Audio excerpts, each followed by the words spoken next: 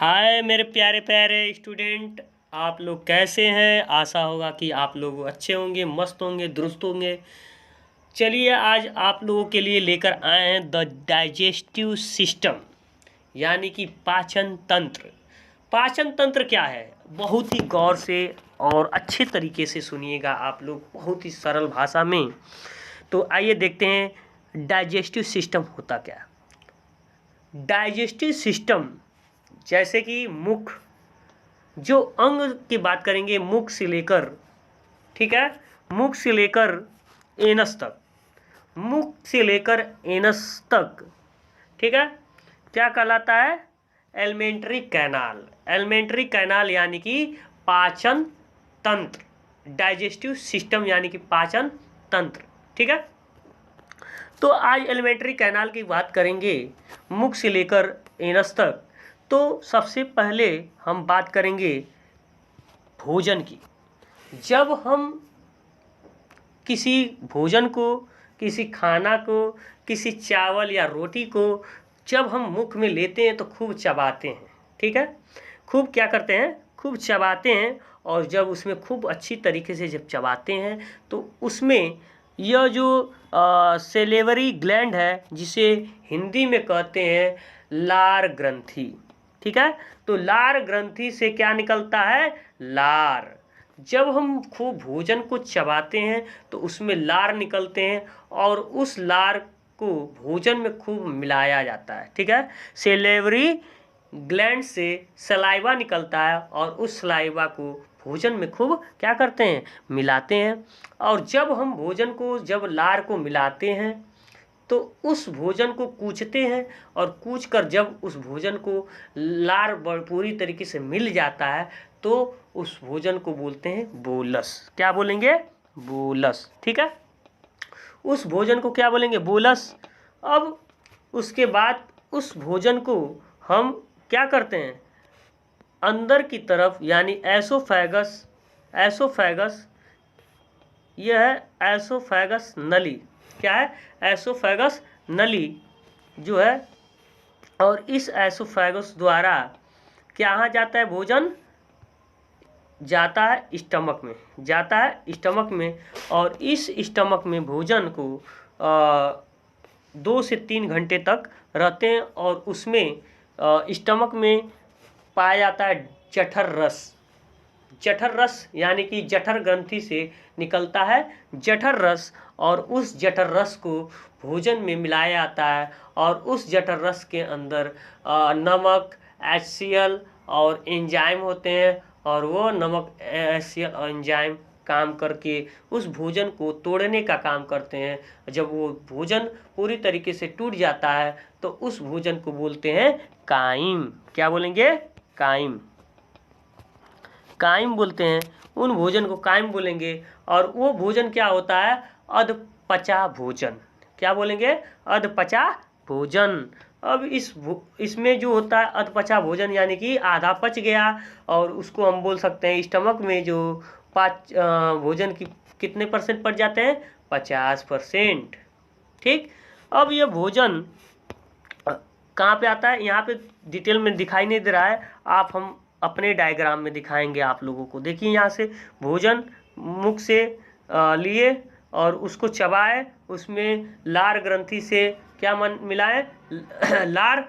और उस लार में को भोजन में खूब मिलाया गया तो ग्रास नली से, ये ग्रास नली है, ग्रास, और ये पूरे ग्रास नली है, ठीक है। ये क्या है? ग्रास, और ये पूरा क्या है? ग्रास नली यानी एसोफेगस।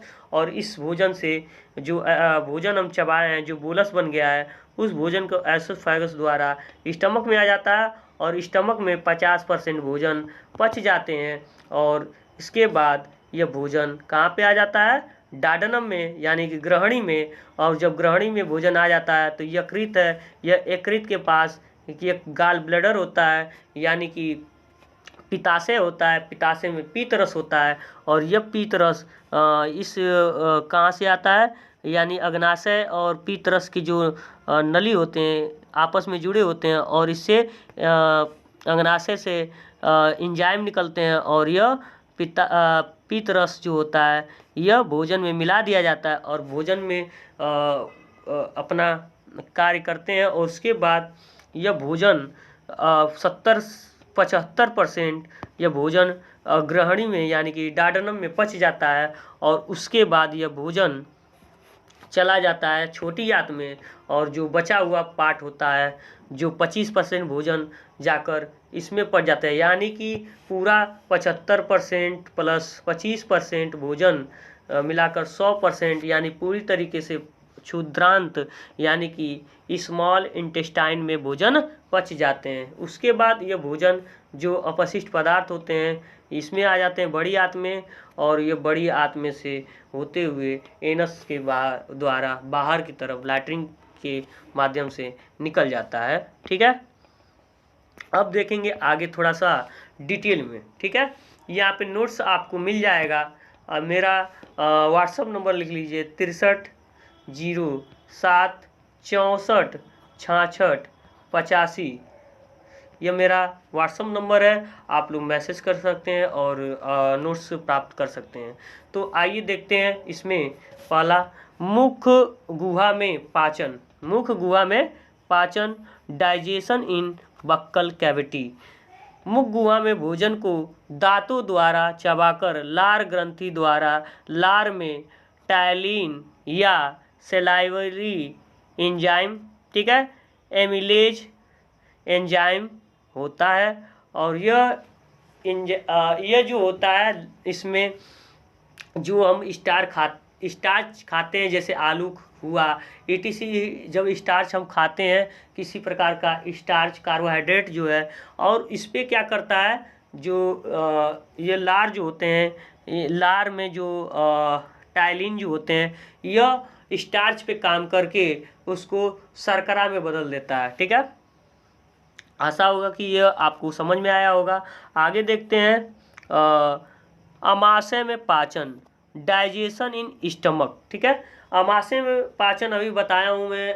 अमाशय में जो भोजन जब जाता है तो उसमें क्या क्या मिलाया जाता है यहाँ पे आपको आसानी से मिलेगा। ठीक है, तो यहाँ पे देखिए अमाशय में लगातार क्रमाकुचन के द्वारा भोजन पिसता है। ठीक है, उसमें लगातार क्रमाकुचन होता है और उसके कारण ये भोजन क्या करते हैं टूटता है अच्छी तरीके से। ठीक है, अब अगला पॉइंट में देखेंगे अमाशय में जठर ग्रंथि होता है और जठर ग्रंथि से जिसे इंग्लिश में गैस्ट्रिक ग्लैंड बोलते हैं और गैस्ट्रिक ग्लैंड से जठर रस निकलता है। जठर रस यानी कि गैस्ट्रिक जूस भी भोजन में मिलाया जाता है। ठीक है, और इस जठर रस में क्या क्या मिला होता है उसको देखिए। जठर रस में जो है नमक के अम्ल जो होते हैं HCl जो होते हैं और प्रोरेनिन तथा प्रोपेप्सिन नामक प्रो एंजाइम होते हैं। ठीक है, प्रो एंजाइम होते हैं और जो कि इसमें HCl का काम क्या होता है, HCl हाइड्रोक्लोरिक अम्ल जिसे फुल फॉर्म कहेंगे हाइड्रोक्लोरिक अम्ल यानी कि हाइड्रोक्लोरिक एसिड इंग्लिश में बोल सकते हैं। और यह हाइड्रोक्लोरिक एसिड या अम्ल माध्यम तैयार करता है जो इस प्रो एंजाइम को क्रियाशील बनाता है। ठीक है, यह प्रो एंजाइम को क्या करता है क्रियाशील बनाता है। ठीक है, HCl और क्या करता है HCl भोजन के साथ आए बैक्टीरिया को नष्ट करता है। भोजन के साथ आए बैक्टीरिया को नष्ट करता है। ठीक है, आगे देखते हैं प्रोपेप्सिन क्या करता है। प्रोपेप्सिन अम्ल के साथ मिलकर पेप्सिन में बदल जाता है। क्या करता है प्रोपेप्सिन अम्ल के साथ मिलकर पेप्सिन में बदल जाता है और भोजन के प्रोटीन पर क्रिया करके मतलब भोजन के प्रोटीन पर क्रिया करता है। जो भोजन में प्रोटीन होते हैं उस पे क्रिया करता है। और यह जो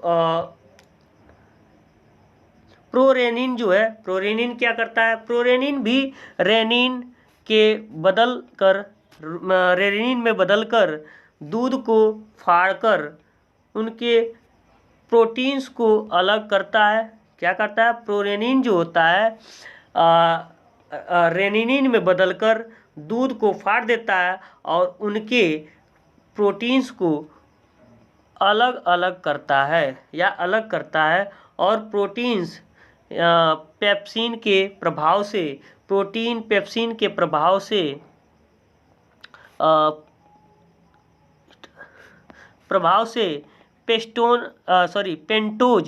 पेंटोज में बदल जाता है। ठीक है, पेंटोज में बदल जाता है। आगे देखते हैं। आगे जठर ग्रंथि जो होता है, जठर ग्रंथि श्लेष्मा का भी श्रवण करती है, और सामान्य परिस्थितियों में श्लेष्मा आमाशय के आंतरिक स्तर की अम्ल से रक्षा करती है। यानी कि जठर ग्रंथियाँ जो होती है एक प्रकार का श्लेष्मा का भी श्रवण करती है, यानी कि वो एक लिक्विड पदार्थ का श्रवण करती है जो कि रासायनिक होता है, और यह क्या करता है, सामान्य परिस्थितियों में श्लेष्मा आमाशय के आंतरिक स्तर यानी आंतरिक दीवार को क्या करता है, अम्ल से रक्षा करता है। ठीक है, और यह जो होता है आगे भोजन क्या होता है, अब स्टमक में जो भोजन होते हैं, जो स्टमक में भोजन क्या करते हैं, क्रमाकुचन के कारण, ठीक है, पीस कर क्या हो जाते हैं, लेई के समान हो जाते हैं, जिसे हम काइम बोलते हैं, और यह भोजन भूरे रंग की लेई के रूप में बदल जाता है, जिसे हम अभी बताएं काइम कहते हैं, और यह अब ग्रहणी में पहुंचता है। अब यह क्या करता है, ग्रहणी में पहुंचता है। ग्रहणी बताएं अभी यहाँ पे कहाँ पे पहुंचता है, ग्रहणी में पहुंचता है यहाँ पे। ठीक है, ग्रहणी में भोजन क्या हुआ, पहुंच गया,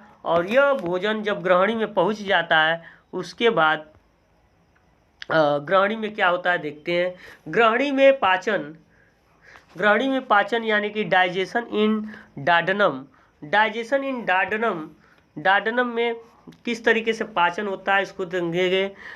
तो ग्रहणी में जो होता है, जो कायम बनकर आया है, जो स्टमक से कायम बना था भोजन यानी कि अधपचा भोजन, अब किस में आएगा, डायडेनम में।